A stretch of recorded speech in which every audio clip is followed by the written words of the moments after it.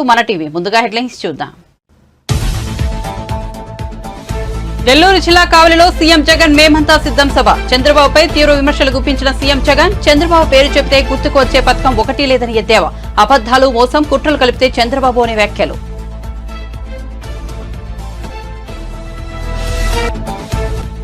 పల్నాడు జిల్లా క్రోసూరులో ప్రజాగలం బహిరంగ సభ. పాల్గొన్న చంద్రబాబు, కేంద్రంలో మళ్లీ వచ్చేది ఎన్డీఏ ప్రభుత్వమేనని, అందుకే ఆ పార్టీతో పొత్తు పెట్టుకున్నామని వెల్లడి.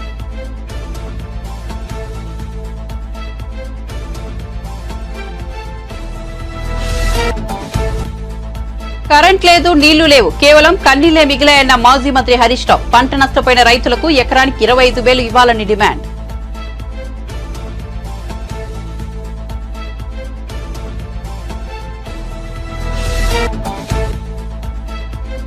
హైదరాబాద్ లోని పార్టీ కార్యాలయంలో బీజేపీ 44వ ఆవిర్భావ వేడుకల్లో పాల్గొన్న కిషన్ రెడ్డి. రాహుల్ గాంధీ తెలంగాణ ప్రభుత్వంపై తీవ్ర విమర్శలు. ఏ ముఖం పెట్టుకుని రాహుల్ గాంధీ తెలంగాణకు వస్తున్నారంటూ కిషన్ రెడ్డి ధ్వజం. ఇక వార్త వివరాల్లోకి వెళ్తే ఏపీ సీఎం జగన్ మేమంతా సిద్ధం 9వ రోజు యాత్ర కొనసాగిస్తున్నారు. నెల్లూరు జిల్లా కావలి బైపాస్ వద్ద ఏర్పాటు చేసిన బహిరంగ సభకు హాజరయ్యారు. ఈ సందర్భంగా సీఎం జగన్ ప్రసంగిస్తూ విపక్ష నేత చంద్రబాబును లక్ష్యంగా చేసుకుని విమర్శనాస్త్రాలు సంధించారు. చంద్రబాబు పేరు చెప్తే గుర్తుకొచ్చే పథకం ఒకటి లేదని అన్నారు. అబద్దాలు, మోసం, కుట్రలు కలిపితే చంద్రబాబు అని అభివర్ణించారు. ఎన్నికల మేనిఫెస్టో అంటూ గతంలో రంగురంగుల కాగితాలు ఇచ్చాడని, వాటిలో ఎన్ని అమలు చేశాడో చెప్పే ధైర్యం చంద్రబాబుకు ఉందా అని నిలదీశారు. ఎన్నికలు అయిపోయాక ఎప్పుడైనా నాలాగా ఇవిగో నేను మేనిఫెస్టోలో ఇచ్చిన హామీలు, ఇవిగో నేను నెరవేర్చిన హామీలు చెప్పగలరా అని నేను చంద్రబాబును అడిగితే ఆయన సమాధానం చెప్పడం లేదు. మీకేమైనా సమాధానం చెబుతాడమో అడిగి చూడండి అని తెలిపారు. విలన్ క్యారెక్టర్ లో మనకు నచ్చనివన్నీ కూడా కలిపితే పుట్టే కొత్త క్యారెక్టర్ గురించి కాస్త మాట్లాడుకుందామా? పుట్టే ఆ కొత్త క్యారెక్టర్ ఆ చంద్రబాబుని గత 4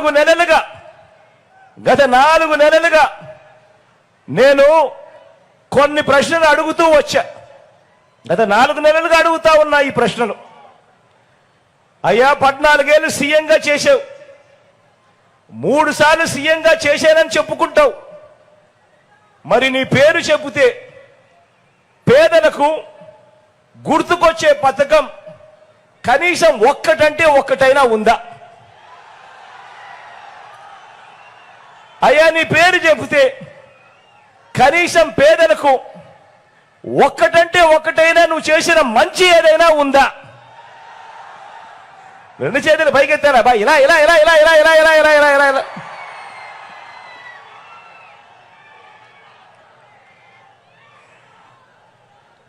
అని నేను అడిగాను. 4 నెలలుగా ఇదే అడుగుతా ఉన్నాను. మీ ముందే, మీ సమక్షంలో ఇలా సిద్ధం సభలో లక్షల మంది ముందర ఇప్పటికే ఎన్నోసార్లు కూడా ఇదే అడిగాను. మరి చంద్రబాబు సమాధానం చెబుతాడా?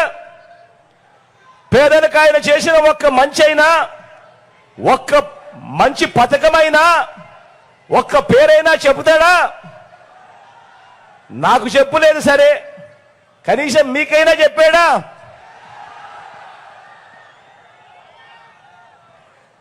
పోనీ మీకైనా గుర్తుందా?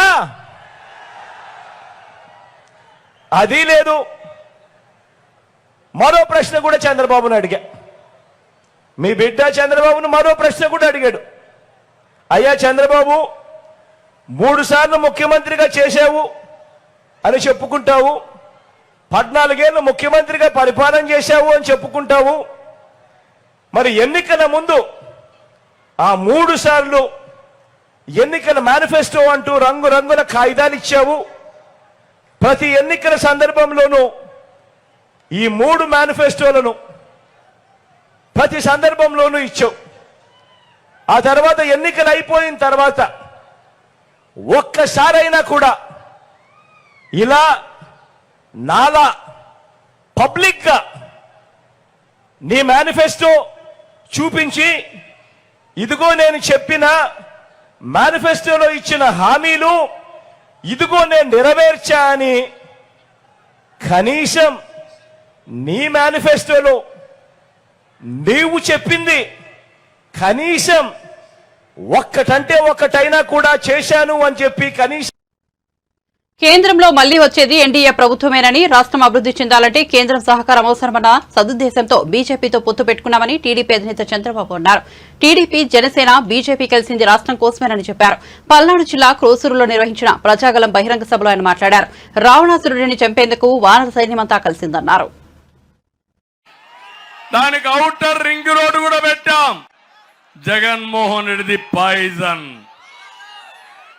నేను ఎప్పుడు కూడా దూరదృష్టితో ఆలోచిస్తాను. జగన్మోహన్ రెడ్డి విషం కక్కి అందరినీ విషంతో చంపేసే రకం. మీరు ఒక విషయం చూడండి. నేను మొదటిసారి ముఖ్యమంత్రి అయినప్పుడు హైదరాబాద్ లో సైబరాబాద్ నిర్మాణం చేసిన పార్టీ తెలుగుదేశం పార్టీ. ఈరోజు సైబరాబాద్ వల్ల హైదరాబాద్ అయితే ప్రపంచ పటంలో నిలబడింది. అదే స్ఫూర్తితో అమరావతి నిర్మాణం చేయాలని నేను ముందుకొచ్చాను. రైతులు స్వచ్ఛందంగా భూమి ఇచ్చారు. ఈరోజు నేను అడుగుతున్నా ఈ కుండేవాళ్ళని, అదే అమరావతి వచ్చుంటే మీరు హైదరాబాద్కో బెంగళూరుకో పాసి పనులకు పోయే అవకాశం ఉండేదా అని అడుగుతున్నా. మీ ఊర్లో దర్జాగా ఎక్కడుండి నేరుగా అమరావతిలో పోయి పని చేసుకుని కారులో ఇంటికొచ్చి మీ పనులు చేసుకునే అవకాశం ఉండేది. దానికి ఔటర్ రింగ్ రోడ్డు కూడా పెట్టాం. మొత్తం నాశనం చేశాడు ఈ జగన్మోహన్ రెడ్డి. ఈ విషయం మీరు గుర్తుపెట్టుకోవాలి. వ్యక్తులు శాశ్వతం కాదు, చేసిన పనులు శాశ్వతం. నేను ఆ రోజు రూపకల్పన చేసిన పనులు పూర్తయి ఉంటే అమరావతి ప్రభుత్వానికి లక్షల కోట్ల రూపాయల ఆస్తి వచ్చేది, లక్షల కోట్ల రూపాయల ఆదాయం వచ్చేది. ఈ పేదవాళ్లకు సంక్షేమ కార్యక్రమాలు జరిగేటివి. అవన్నీ కూడా ఈరోజు పూర్తిగా నిర్వీర్యం చేశాడు, విధ్వంసం చేశాడు. ఇది చాలా దుర్మార్గం అని చెప్పి కూడా నేను మీకు తెలియజేస్తున్నా. నేను ఒకటే చెప్తున్నాను, అమరావతిలో ఎలాంటి అవకతవకలు జరగలేదు. కులాల పేరు పెట్టి, మతాల పేరు పెట్టి అవినీతి ఆరోపణలు చేసి అమరావతిని చంపేసిన వ్యక్తి, దుర్మార్గుడు ఈ జగన్మోహన్ రెడ్డి. నేను అడుగుతున్నా, మీకు అమరావతి రాజధాని కావాలా వద్దా అని మిమ్మల్ని అడుగుతున్నా. బీజేపీ తెలంగాణ అధ్యక్షుడు కేంద్ర మంత్రి కిషన్ రెడ్డి శనివారం హైదరాబాద్ లోని పార్టీ కార్యాలయంలో బీజేపీ 44 ఆవిర్భావ వేడుకల్లో పాల్గొన్నారు. ఈ సందర్భంగా ఆయన మాట్లాడుతూ రాష్ట్రంలోని కాంగ్రెస్ సర్కార్పై విమర్శలు గుప్పించారు. ఇచ్చిన హామీలను అమలు చేయడంలో రేవంత్ రెడ్డి ప్రభుత్వం పూర్తిగా విఫలమైందని దుయ్యబట్టారు. గొప్పగా చెప్పుకున్న 6 గ్యారెంటీలను అమలు చేయించలేని రాహుల్ గాంధీ ఏ ముఖం పెట్టుకుని తెలంగాణకు వస్తున్నారని వ్యాఖ్యానించారు. తెలంగాణలో కాంగ్రెస్ పతనం ప్రారంభమైందని అన్నారు. ప్రతి ఒక్కరు కోరుకుంటున్నారు. ఖచ్చితంగా తెలంగాణలో కూడా ఈరోజు భారతీయ జనతా పార్టీకి భవిష్యత్తు ఉంది. ఏదైతే టీఆర్ఎస్ పార్టీ రోజు రోజుకు తెలంగాణలో కనుమరుగయ్యేటువంటి అవకాశం ఉంది. కాంగ్రెస్ పార్టీగా పెరిగే అవకాశం లేదు. కాంగ్రెస్ పార్టీలో ఏదైతే ప్రజలకు హామీ ఇచ్చారో హామీలు అమలు చేసే పరిస్థితి లేదు. గ్యారెంటీల గురించి గాలి కొదిలేశారు. గ్యారెంటీ మాటలతో కాంగ్రెస్ పార్టీ ప్రభుత్వం నడుస్తా ఉంది. మరి తగుదు నమ్మాని నిన్న కాంగ్రెస్ పార్టీ మరి కొన్ని హామీలు ఇచ్చి ఈరోజు తుగ్గూడలో ఏదో బహిరంగ సభ ప్రకటిస్తారట. నేను అడుగుతా ఉన్నాను కాంగ్రెస్ పార్టీని, రాహుల్ గాంధీని, రాహుల్ గాంధీ, గత అసెంబ్లీ ఎన్నికల్లో తెలంగాణ ప్రజలకు తిరిగి 6 గ్యారెంటీల పేరుతో హామీలు ఇచ్చావు కదా, 100 రోజులు అమలు చేస్తా ఉన్నావు కదా. ఈ రోజు ఏ ముఖం పెట్టుకొని తెలంగాణ గడ్డ మీదకి వస్తున్నాడో రాహుల్ గాంధీ చెప్పాలి. మీరు ఇచ్చినటువంటి హామీలు ఎన్ని అమలు జరిగాయో చెప్పాలి. హామీలు మాత్రం అమలు జరగలేదు. కానీ హామీల గురించి పెద్ద పెద్ద ప్రకటనలు చేస్తా ఉన్నారు, పెద్ద పెద్ద సభలు పెడతా ఉన్నారు, ప్రచారం మాత్రం చేస్తా ఉన్నారు. ఈ ముఖ్యమంత్రికి హామీల అమలు మీద దృష్టి లేదు, పార్టీ ఫిరాయింపుల మీద దృష్టి ఉంది. ఏ రకంగా పార్టీని ఫిరాయింపు చేసుకోవాలి, ఏ రకంగా మరి ఫిరాయింపుల చట్టాన్ని వైలేట్ చేయాలి, దాని మీద దృష్టి ఉంది తప్ప రేవంత్ రెడ్డికి గత శాసనసభ ఎన్నికల్లో ప్రజలు మీ గ్యారెంటీలను నమ్మి మీకు ఓట్లేసి నిన్ను ముఖ్యమంత్రి చేస్తే ఆ ముఖ్యమంత్రి బాధ్యత ఈ రేవంత్ రెడ్డి గారు నిర్వర్తించడం లేదు. ఈరోజు నేను బహిరంగ సభకు వచ్చే ముందు రాహుల్ గాంధీ ప్రశ్నిస్తున్నాను. తెలంగాణ గడ్డ మీదకి వచ్చేటువంటి ముందు రాహుల్ గాంధీ తెలంగాణ ప్రజలకు జవాబు చెప్పాలి. మీరు ఇచ్చినటువంటి హామీలు ఏమైపోయినాయి? ఈరోజు ఒకటే మనవి చేస్తా ఉన్నాను, తెలంగాణలో టీఆర్ఎస్ పార్టీ అయిపోయింది. తెలంగాణలో కాంగ్రెస్ పార్టీ ఈరోజు పతనం ప్రారంభమైంది. ఇక తెలంగాణ ఆట ఆడేది భారతీయ జనతా పార్టీ మాత్రమే. భారతీయ జనతా పార్టీ ఈ పార్లమెంట్ ఎన్నికల ద్వారా ఆట మొదలు పెడతా ఉంది. వచ్చేటువంటి రోజుల్లో తెలంగాణలో తెలంగాణ ప్రజల కండగా, తెలంగాణ అభివృద్ధికి అండగా భారతీయ జనతా పార్టీ ఉంటుందని మనం చేస్తా ఉన్నాను. మీరు ఎన్ని విష ప్రచారాలు చేసినా, ఎన్ని తప్పుడు ప్రచారాలు చేసినా, ఈ కాంగ్రెస్ పార్టీ, ఈ బీఆర్ఎస్ పార్టీ, ఈ రాహుల్ గాంధీ, ఈ యొక్క కేసీఆర్ భారతీయ జనతా పార్టీని ఏం చేయలేరు. ఈరోజు భారతీయ జనతా పార్టీ నరేంద్ర మోడీ గారు ఈరోజు తెలంగాణ ప్రజల గుండెల హృదయాలలో ఉన్నాడు. ఇచ్చిన హామీలను నెరవేర్చకుండా ముస్లింలను సీఎం జగన్ మోసం చేశారని ఏపీపీసీసీ అధ్యక్షుడు వైఎస్ షర్మిల ఆరోపించారు. కడప ఎన్నికల ప్రచారంలో నిర్వహించిన ఆమె పెద్ద దర్గాలో ప్రత్యేక ప్రార్థనలు చేశారు. అనంతరం ప్రజలను ఉద్దేశించి మాట్లాడారు. గారు ముస్లింల కోసం చేసిన మేలుకు ముస్లింలు కూడా రాజశేఖర రెడ్డి గారిని నెత్తిన పెట్టుకున్నారు, గుండెల్లో పెట్టుకున్నారు. ఎప్పుడు ఓట్లు వస్తే అప్పుడు రాజశేఖర రెడ్డి గారికే ఓట్లేశారు ముస్లిం భాయో ఆర్ బహను. ఇందుకు రాజశేఖర రెడ్డి బిడ్డ మరొకసారి శిరస్సు వంచి చేతులు జోడించి కృతజ్ఞతలు చెప్పుకుంటుంది ముస్లిం సోదరులందరికీ.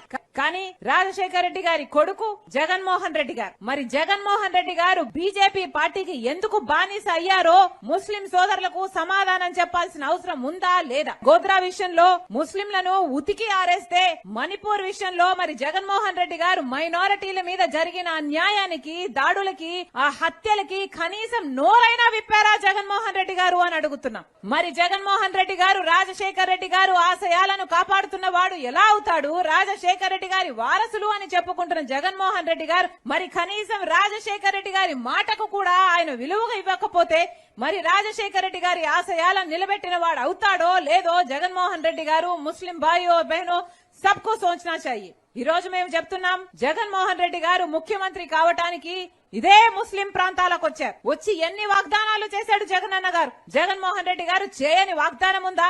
ఇమామలకు 15,000 జీతం ఇస్తామని చెప్పారు. ముస్లింలు ఎవరన్నా చనిపోతే ప్రమాదవశాత్తు బీమా కోసమని 5 లక్షల రూపాయలు ఇస్తామని చెప్పారు. ముస్లిం బిడ్డల పెళ్లిలైతే 1,00,000 రూపాయలు ఇస్తామని చెప్పారు. ముస్లిం బిడ్డలు ఫారెన్ వెళ్లి చదువుకోవాలంటే 5 లక్షలు ఇస్తామని చెప్పారు. ముస్లిం బ్యాంక్ అని చెప్పారు. ముస్లింల కోసము రిజర్వేషన్ బేసిస్ లో నామినేటెడ్ పోస్ట్ లో కూడా అవకాశం కల్పిస్తామన్నారు. ఒక్కటంటే ఒక్క మాటైనా నెరవేర్చారా ముఖ్యమంత్రి జగన్మోహన్ రెడ్డి గారు? ముస్లింల కోసం ఇచ్చిన మాటలలో ఒక్కటంటే ఒక్కటి కూడా నెరవేర్చలేదు. ఈ రోజు కాంగ్రెస్ పార్టీ ముస్లింలను ఆదరించే పార్టీ. ఈ రోజు కాంగ్రెస్ పార్టీ ముస్లింల పక్షాన, మైనారిటీల పక్షాన, క్రిస్టియన్ల పక్షాన, అట్టడుగునున్న ప్రతి వర్గానికి అండగా నిలిచిన ఏకైక party Congress party. BJP party ఎంత అన్యాయం చేస్తున్నా కూడా, బీజేపీ పార్టీ మైనారిటీల విషయంలో అయితేనేమి, మన రాష్ట్రం విషయంలో అయినా కూడా రాజశేఖర రెడ్డి గారు, వివేకానంద రెడ్డి గారు ఎంపీలుగా పనిచేశారు. మీ అందరికీ తెలుసు. వాళ్ళ నాయకత్వంలో ప్రజలు ఎంత బాగుపడ్డారో మీకు తెలుసు. మళ్ళీ అలాంటి యుగం రావాలి అంటే నన్ను ఆశీర్వదించండి. నేను అందుబాటులో ఉంటాను.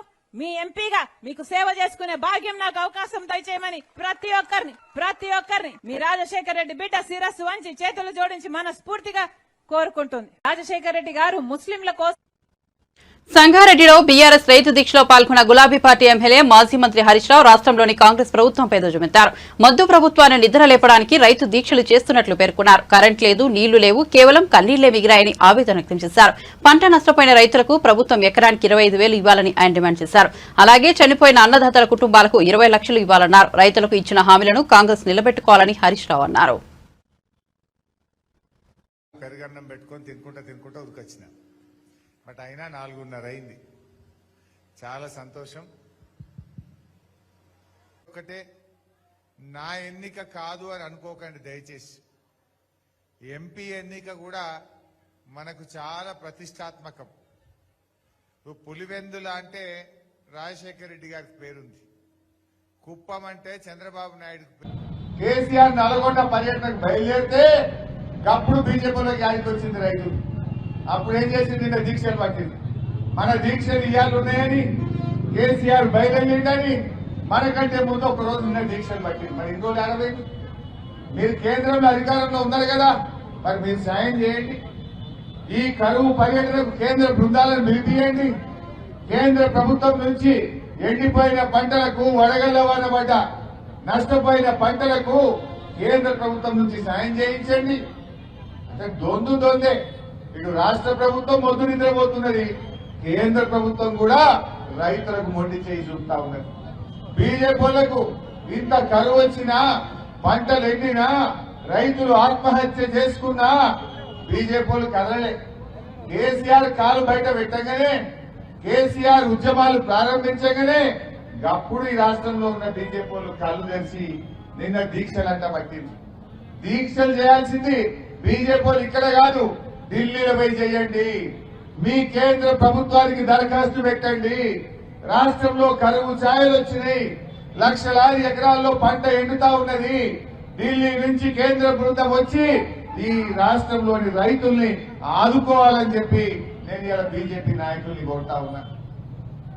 ఇదే బీజేపీ కేసీఆర్ హయాంలో బ్రహ్మాండంగా చెరువులు బాగా చేసి, ప్రాజెక్టులు కట్టి, రైతు బంధించి 3 కోట్ల మెట్రిక్ టన్నుల వడ్లు పండితే వడ్లు కొనమని చేతులెత్తింది బీజేపీ కాదా? రాష్ట్రంలో కేసీఆర్ ముఖ్యమంత్రి అయినాడు. గత ఎన్నికల సమయంలో దారుణ హత్యకు గురైన వైఎస్ వివేకానందరెడ్డి కుమార్తె డాక్టర్ సునీత మీడియాతో మాట్లాడారు. తన తండ్రి హత్య కేసులో 5 ఏళ్లుగా పోరాడుతున్నానని వెల్లడించారు. చదువు, తెలివి, స్తోమత ఉన్నా ఏమీ చేయలేక నిస్సహాయంగా మిగిలిపోయానని ఆవేదన వ్యక్తం చేశారు. ఈ పోరాటం తన కోసమే కాదని సామాన్యుల కోసం కూడా అని సునీత స్పష్టం చేశారు. అవినాష్ రెడ్డి అధికారంలోకి రాకూడదనేదే తన లక్ష్యమని పునరుద్ఘాటించారు. నిజాలు చెప్పాల్సిన బాధ్యత తనపై ఉందని, ఆపై ప్రజలే నిర్ణయిస్తారని అభిప్రాయపడ్డారు. వాళ్ళని బాగా ప్రొటెక్ట్ చేయడం జరుగుతుంది. ఈ రోజు ఇది నాకు జరిగింది, ఇట్లాంటివి చాలా మందికి జరుగుతున్నాయి, జరిగినాయి, జరగబోతాయి. ఇట్లాంటివి మళ్ళీ జరగకూడదంటే చేయించిన వాళ్ళకి శిక్ష పడితే గానీ కాదు. నాకు జస్టిస్ రావాలంటే ఈ పవర్ అన్నది హంతకులకు ఉండకుంటేనే జస్టిస్ వస్తుంది అన్న డిసిషన్కి వచ్చిన. That is my goal. ఆ ధ్యేయంగానే ఇప్పుడు ఎలక్షన్స్ ముందర బయటకు వచ్చింది ఎందుకంటే హత్య చేసిన వాళ్ళు చట్టసభల్లో ఉండకూడదు. That's why I'm here. రాజకీయాల్లోకి ఎందుకు వస్తున్నాను? అగైన్ నేను కంటెస్ట్ చేయట్లేదు, నాకు ఇంట్రెస్ట్ లేదు. అవినాష్ రెడ్డి గారు ఓడిపోవాలి. దస్తగిరి A4 ఆయనని అప్రూవర్ చేయడం నాకు సంబంధం లేదు. That is between the CBI, the accused and the court. వాళ్ళకి సంబంధించింది. దస్తగిరి ఏమైతే చెప్పాడో అదే ఇన్ఫర్మేషన్ మనకి గూగుల్ టేక్అవుట్స్లో కానీ కనిపించట్లేదా? అదే ఇన్ఫర్మేషన్ మనకు ఐపీడీఆర్ డేటాలో కనిపించట్లేదా? ఒకరు చెప్తే నమ్మాల్సిన అవసరం లేదు, కానీ ఆ చెప్పిన మనిషి ఇంకో సైంటిఫిక్ ఎవిడెన్స్, ఇది ఎవరు చెప్పిండేది కాదు, సైంటిఫిక్ ఎవిడెన్స్ కూడా ఉంటే అదే దానికి మ్యాచ్ అవుతూ ఎట్లా నమ్మకుండా ఉంటారండి? నేనే నమ్మలేదు ఇది. మొదట్లో జగన్మోహన్ రెడ్డి ఉండగా అసెంబ్లీలో అవినాష్ రెడ్డి గారికి క్లీన్ చిట్ ఇవ్వడం మీరు చూస్తారు. కర్నూలులో ఎట్లా 2 రోజులు సిబిఐ వాళ్ళు వేచి పోలీస్ సపోర్ట్ కోసం అడిగి ఒట్టి చేతులతో ఎన్నికొచ్చారు అరెస్ట్ చేయకుండా. మనం అందరం కళ్ళతో చూసాం. ఇంతగా ప్రొటెక్షన్ ఇస్తుంటే ఎందుకు మీరు అడుగుతున్న A4 గురించి? మన ఇంకొకరు పోయి జైల్లో ఇన్ఫ్లుయెన్స్ చేయడానికి 20 కోట్ల డబ్బులు ఇస్తాము, మీరు స్టేట్మెంట్ వెనక్కి తీసుకుంటే, ఇట్లాంటివన్నీ ఎందుకు జరుగుతున్నాయి? ఎందుకు చేపిస్తున్నారు? ఆలోచించండి. జగన్మోహన్ రెడ్డి గారికి ఎంపీ సీట్ ఇవ్వాలని 1999లో కూడా 2004లో కూడా ఆలోచించారు. కొన్ని అనివార్య కారణాల వల్ల అది జరగలేదు. 2004 ఎలక్షన్లో కూడా వివేకానంద రెడ్డి గారు was the last person, he was one of the first person to be whose name was declared elections క్యాండిడేట్స్గా. కానీ ఆయన వద్దు, ఇది జగన్మోహన్ రెడ్డి గారికి ఇవ్వాలి అని చెప్పేసి ట్రై చేశారు. అది కుదరలేదు, హైకమాండ్ ఒప్పుకోలేదు. So unfortunately he contested. But 2009లో it was clear decision that Jaganmohan Reddy గారు కంటెస్ట్ చేస్తారని చెప్పి. మా కుటుంబాన్ని నిలువులా చీల్చేస్తున్నారు, మా చిన్నాన్నకి మినిస్ట్రీ ఇచ్చి అందుకే రిజైన్ చేస్తున్నారని ఆయన మాటలే మీకు కనిపిస్తాయి. మీరే వెతుక్కోండి, ఓల్డ్ రికార్డ్స్ ఉంటాయి కదా మీ దగ్గర, చూడండి. పొలిటికల్ పార్టీని, ప్రతి బ్యూరోక్రాట్ని అప్రోచ్ అవ్వడానికి అవుతున్నాను, ఇంకా పర్సిస్ట్ చేస్తాను. ఇంకా ఎవరైనా కలవాల్సింది ఉంటే కలుస్తాను. నాకు పార్టీలకు సంబంధం లేదు. అది ఏ పార్టీ ఆ పార్టీ నాకెందుకు పార్టీస్? నాకు కావాల్సింది జస్టిస్. బీజేపీ అయి ఉండండి, సిపిఎం ఉండండి, కాంగ్రెస్ ఉండండి, టీడీపీ ఉండండి, వైఎస్ఆర్సీపీ ఉండండి, మీరు న్యాయం కరెక్ట్గా డెలివర్ చేస్తారు అన్న నమ్మకం నాకుంటే నేను ఎందుకు మాట్లాడకూడదు? నాకేమీ పదవులు అవసరం లేదు. నాకు కావాల్సిందంతా ఎవరు వాళ్ళ పని వాళ్ళు సక్రమంగా చేయాలి. నాకేమీ ఫేవర్ కూడా చేయాల్సిన అవసరం లేదు. ఇక్కడ 20 సంవత్సరాల క్రితము నేను ఒక డిసిషన్ చేసుకున్నాను, నాకు ఈ పాలిటిక్స్కి సంబంధం ఉండకూడదు అని. ఎట్లయితే వివేకానంద రెడ్డి గారికి వెన్నుపోటు పొడి చేస్తే ఎమ్మెల్సీ ఎలక్షన్స్లో ఆయన పోయి మళ్ళీ వాళ్ళని కొట్టలేదు, ఆయన ఇంకా ఎక్కువ ప్రయత్నిస్తున్నాడు సపోర్ట్ చేయడానికి పార్టీకి, ఆయన సామర్థ్యం చెప్పడానికి. ఇక్కడ కూడా my goal is not revenge అయితే నేను పోయి నరికేదాన్ని. My goal is to improve the systems. ఈ పరిస్థితి ఇంకొకరికి రాకుండా ఉండాలంటే ఏం చేయాలి, ఇంకొకరికి వస్తే వాళ్ళు పోరాడేదానికి వాళ్ళకి ధైర్యం ఎట్లా ఇవ్వాలి, అది నా గోల్. చాలా చాలా డిఫరెన్స్ ఉందండి, ఇది రివెంజ్ కాదు. వివేక హంతకుడు ఎంపీ అవినాష్ రెడ్డి అంటూ వైఎస్ షర్మిల చేస్తున్న తీవ్ర వ్యాఖ్యల పట్ల ఎంపీ అవినాష్ రెడ్డి తొలిసారిగా స్పందించారు. ఆమె మాట్లాడుతున్న మాటలు వినడానికి భయంకరంగా ఉన్నాయని అన్నారు. ఆ మాటలను ఆమె విఘ్నతకే వదిలేస్తున్నానని తెలిపారు. మసిపూస్తారు, బురద చల్లుతారు, వాళ్ళ ఇష్టం వచ్చినట్లు మాట్లాడుతుంటారు, వాళ్ళ విచక్షణకే వదిలేస్తున్నా, దీని గురించి ఎక్కువగా చర్చించాల్సిన అవసరం లేదు కదా అని అవినాష్ రెడ్డి స్పష్టం చేశారు. ఎంత మాట్లాడుకోవాలంటే అంత మాట్లాడుకోండి, నాకెలాంటి అభ్యంతరం లేదు, కానీ మనిషిగా పుట్టాక కొంచెమైనా విఘ్నత, విచక్షణ ఉండాలి, కొంచెమైనా ఇంగిత జ్ఞానం ఉండాలంటూ హితవు పలికారు. ఎలా ఉంటుందంటే వినడానికి ఎంత భయంకరంగా ఉంటుందంటే అంత భయంకరంగా ఉంటుంది, కానీ వాళ్ళ విజ్ఞతకే వదిలేద్దాం, ఆ మాట వాడే వాళ్ళ విజ్ఞతకే వదిలేద్దాం. ఎందుకంటే పరిస్థితి ఎలా ఉంటుందంటే మొహానికి మసి పూస్తారు, లేకుంటే మీద బుడద వేస్తారు, నువ్వు కడుక్కో అంటారు, నువ్వు తుడుచుకో అంటారు, నువ్వు తుడుచుకుంటూ పోతే తిడుతూనే ఉంటారు. నీ విజ్ఞతకే వదిలేస్తున్నా, మాట్లాడే వాళ్ళ విజ్ఞతకే నేను వదిలేస్తా ఉన్నా.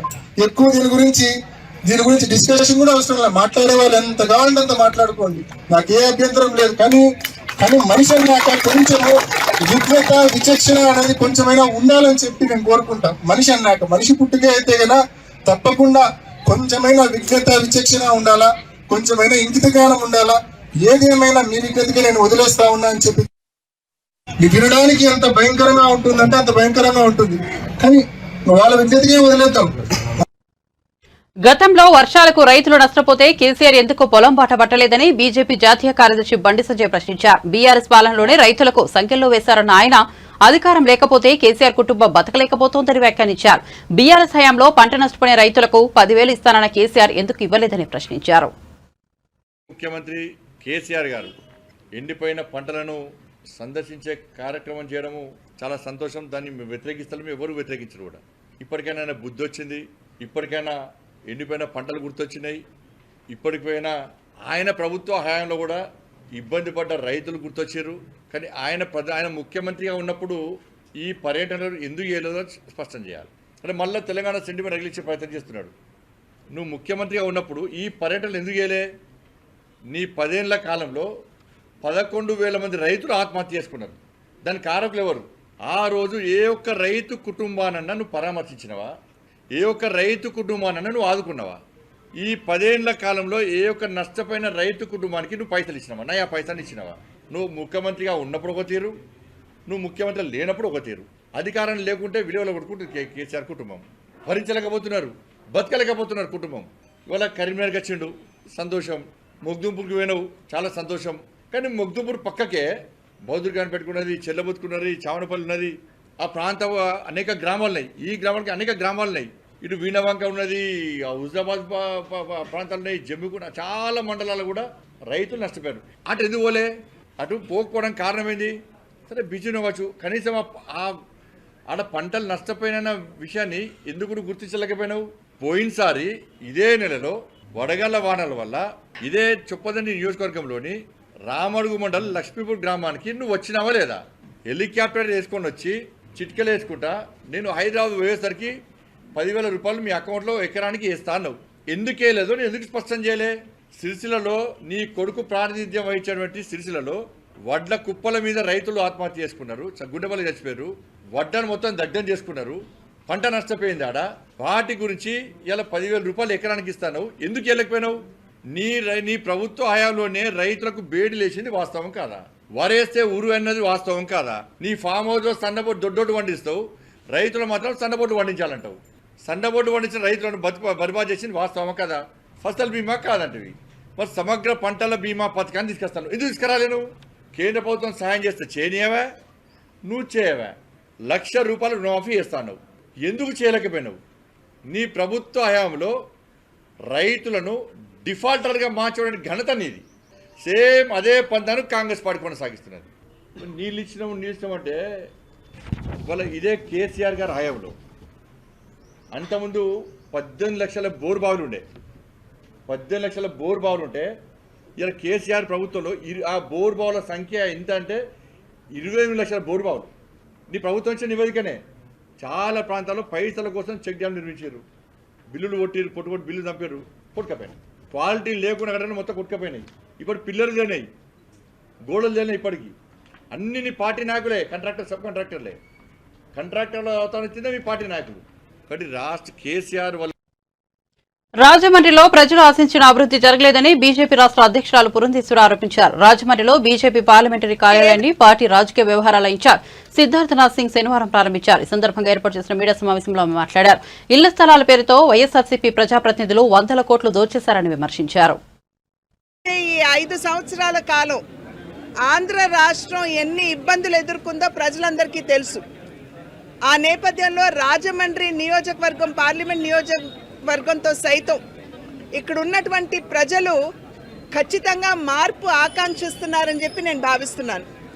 ఎందుకంటే 5 సంవత్సరాల కాలం చూసినట్లయితే ఇక్కడ ఎంపీ అభ్యర్థిని ఎన్నుకున్నప్పటికీ ఏవైతే ఇక్కడ ప్రజలు ఆకాంక్షించారో, ఏ మేరకు ఇక్కడ అభివృద్ధి జరగాలని, ఏ మేరకు ఇక్కడ ప్రజలకి నిజమైనటువంటి సంక్షేమం అందజేయాలి అని చెప్పి ప్రజలు ఆకాంక్షించారో ఆ మేరకు ఇక్కడ అభివృద్ధి కావచ్చు, అదేవిధంగా నిజమైనటువంటి సంక్షేమం ప్రజలకి చేరవేయడం కావచ్చు జరగలేదు అనేటువంటి భావన ఇక్కడ ఉన్నటువంటి ప్రజల మనసుల్లో గట్టిగా ఉన్నటువంటి మాట.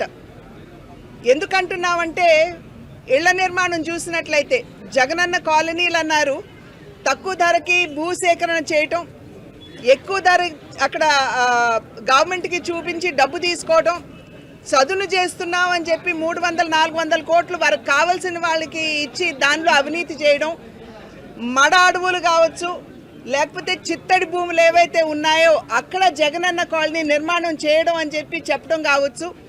ఇవన్నీ కూడా ఇక్కడ ఉన్నటువంటి ప్రజల్ని మోసం చేసే దిశగా ఉన్నది. కానీ నిజంగా సంక్షేమం అందించాలి అనేటువంటి భావన అయితే ఇక్కడ ఉన్నటువంటి ప్రజాప్రతినిధులకి లేదు అనేటువంటి భావన రాజమండ్రి నియోజకవర్గంలో ఉన్నటువంటి ప్రజల మనసుల్లో ఉన్నటువంటి నేపథ్యంలో ఖచ్చితంగా ఈ కూటమికి సంబంధించినటువంటి పార్లమెంట్ అభ్యర్థి కావచ్చు, అదేవిధంగా అసెంబ్లీలకు నిలబడినటువంటి అభ్యర్థులు కావచ్చు, 7 అభ్యర్థులు ఎవరైతే ఇక్కడ ఉన్నారో వారిని సైతం ఖచ్చితంగా గెలిపించుకోవాలి అనేటువంటి కృత సంకల్పంతో ప్రజలు ఇవాళ ముందుకు వచ్చి ఆశీర్వదించడానికి సన్నద్ధంగా ఉన్నారు అని చెప్పి నేనైతే గట్టిగా విశ్వసిస్తున్నటువంటి మాట.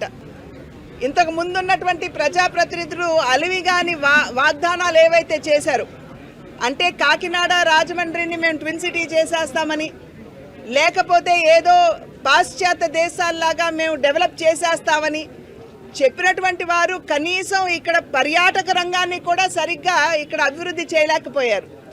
కానీ అలివిగాని వాగ్దానాలు చేసే దిశగా కాకుండా ఖచ్చితంగా రాజమండ్రి పార్లమెంట్ నియోజకవర్గ అభివృద్ధికి నేను కట్టుబడి ఉన్నాను. ఇక్కడ ప్రజల ఇబ్బందులు ఏవైతే ఎదుర్కొంటున్నారో వాటి పరిష్కారానికి నేను కృతనిశ్చయంతో నేను పనిచేస్తాను. అందరికీ అందుబాటులో ఉంటూ వారి సమస్యల్ని పరిష్కరించే దిశగా నేను అడుగులు వేస్తాను అని చెప్పి మాత్రమే మీ ద్వారా నేను ప్రజలందరికీ కూడా తెలియజేసుకుంటున్నటువంటి విషయం. మరి ఆ అయోధ్య రాముని అనుగ్రహంతో మా తండ్రి గారు, మీ అన్నగారు అయినటువంటి నందమూరి తారక రామారావు గారి ఆశీర్వాదం. బులెటిన్ ముగించే ముందు హెడ్లైన్స్ మరోసారి చూద్దాం. నెల్లూరు జిల్లా కావలలో సీఎం జగన్ మేమంతా సిద్ధం సభ. చంద్రబాబుపై తీవ్ర విమర్శలు గుప్పించిన సీఎం జగన్, చంద్రబాబు పేరు చెప్తే గుర్తుకొచ్చే పథకం ఒకటి లేదని ఎద్దేవా. అబద్దాలు, మోసం, కుట్రలు కలిపితే చంద్రబాబు అని వ్యాఖ్యలు.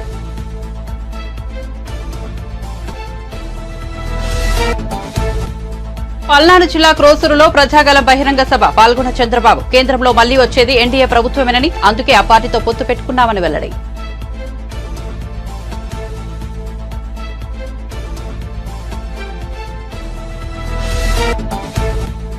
కరెంట్ లేదు, నీళ్లు లేవు, కేవలం కన్నీళ్లే మిగిలాయన్న మాజీ మంత్రి హరీష్ రావు. పంట నష్టపోయిన రైతులకు ఎకరానికి 25,000 ఇవ్వాలని డిమాండ్.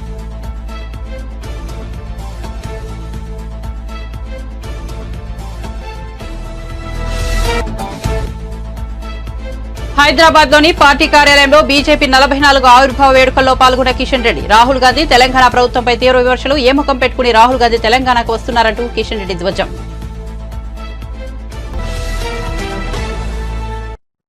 మరిన్ని అప్డేట్స్ కోసం చూస్తూనే ఉండండి మన టీవీ.